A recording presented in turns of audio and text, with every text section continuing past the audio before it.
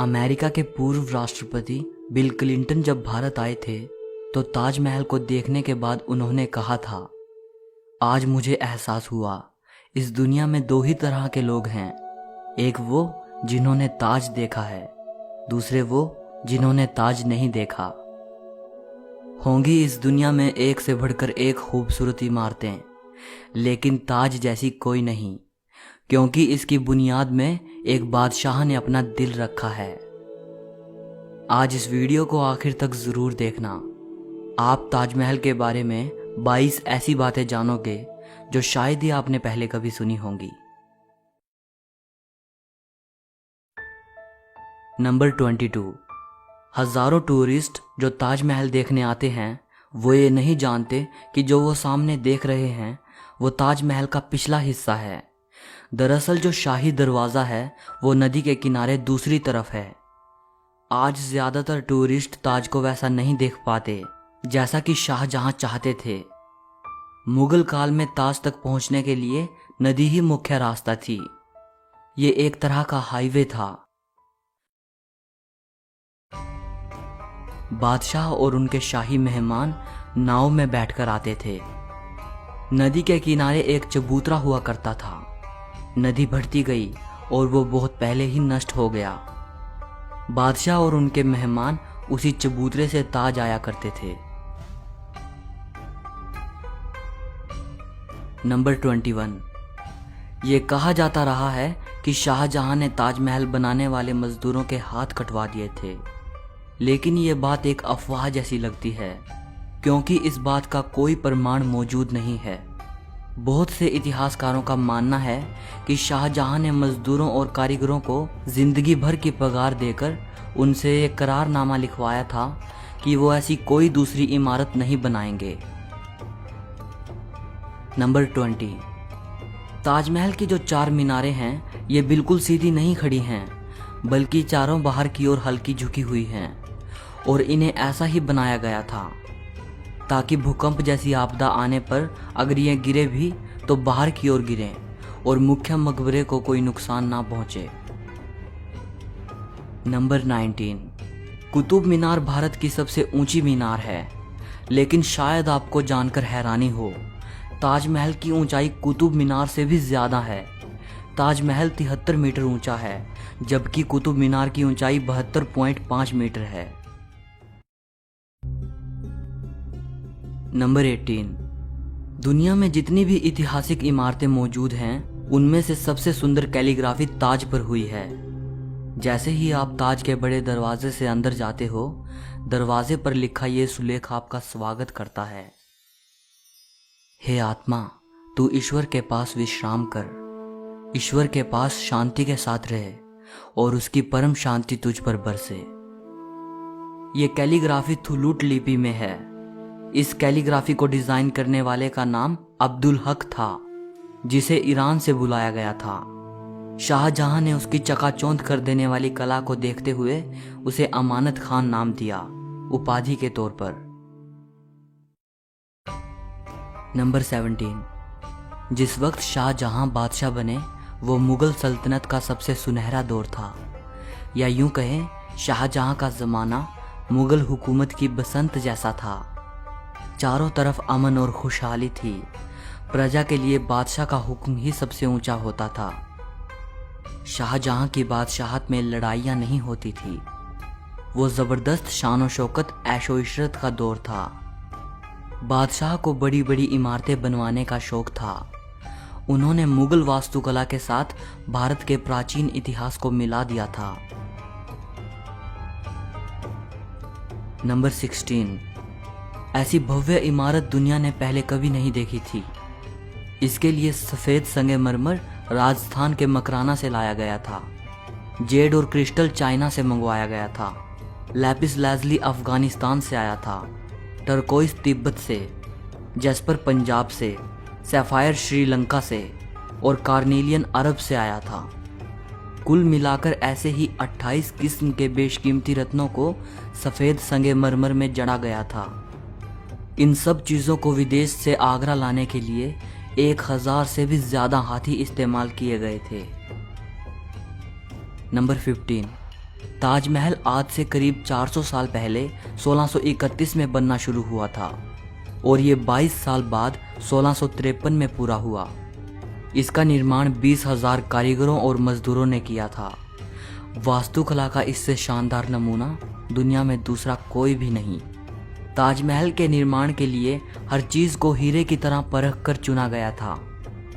ताजमहल की दीवारों पर जो नक्काशी है, इसकी तकनीक इटली के कारीगरों से सीखी गई थी। उज़्बेकिस्तान के बुखारा से संगमरमर को तराशने वाले कारीगर बुलाए गए थे।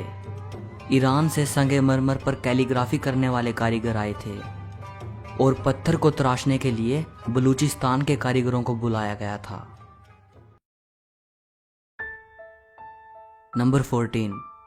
1857 की क्रांति के दौरान अंग्रेजों ने ताज को काफी नुकसान पहुंचाया। उन्होंने लैपिस लाजुली जैसे कई बेशकीमती रत्नों को ताजमहल की दीवारों से खोदकर निकाल लिया था। नंबर 13। ताजमहल के मुख्य गुंबद का जो कलश है, किसी जमाने में वो सोने का हुआ करता था। 19वीं सदी की शुरुआत में सोने के कलश को बदलकर कांसे का कलश लगा दिया गया। Number 12।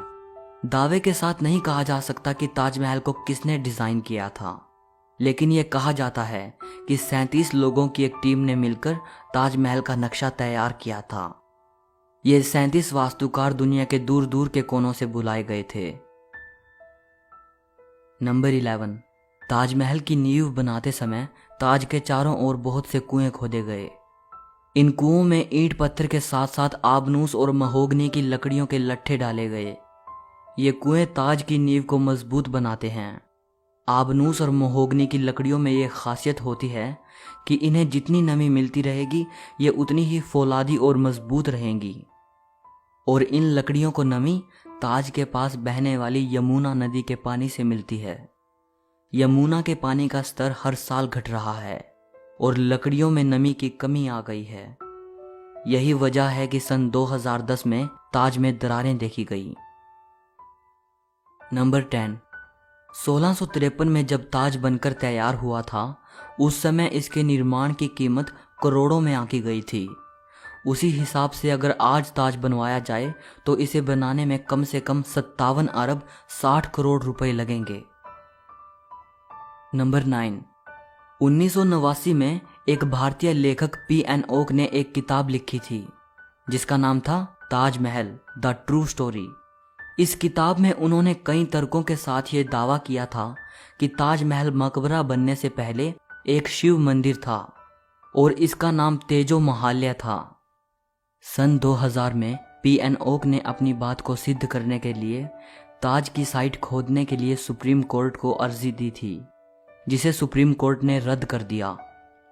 Archaeological survey of India के मुताबिक ताजमहल कभी एक शिव मंदिर था, इस बात के कोई सबूत नहीं है, बल्कि शाहजहां ने ताज को बनवाया था, इसके प्रमाण ही इतिहास के पन्नों में मिलते हैं। नंबर 8। एक कहानी प्रसिद्ध है कि शाहजहां यमुना नदी के दूसरी तरफ काले संगमरमर से ऐसा ही एक और काला ताजमहल बनाना चाहते थे। कहा जाता है कि शाहजहां मुमताज की तरह अपने लिए भी एक मकबरा बनाना चाहते थे, लेकिन इससे पहले कि वो काला ताजमहल बनवा पाएं, औरंगजेब ने उनको कैद खाने में डलवा दिया। लेकिन इतिहासकार कहते हैं कि ये बाद में बनाई गई मनगढ़ंत कहानियां हैं। जिस जगह शाहजहां के काला ताज बनवाने की बात कही जाती है, वहां कई बार खुदाई की जा चुकी है, लेकिन ऐसा कोई सबूत नहीं मिला जिससे यह पता चले कि शाहजहां काला ताज बनवाना चाहते थे। नंबर 7। ताजमहल का डिजाइन हुमायूं के मकबरे से प्रेरित दिखता है। हुमायूं शाहजहां के परदादा थे। उनका ये मकबरा हिंदुस्तान में आगे बनने वाली कई मुगल इमारतों के लिए प्रेरणा बना। नंबर 6। दूसरे विश्व युद्ध में सरकार ने मकबरे के चारों ओर बांस का घेरा बनाकर सुरक्षा कवच तैयार कराया था, जिससे कि हवाई बमबाजों को भ्रमित किया जा सके और ये जर्मन और जापानी हवाई हमलों से सुरक्षा प्रदान कर पाए। 1965 और 1971 के भारत पाकिस्तान युद्ध के समय भी यही किया गया था। नंबर 5।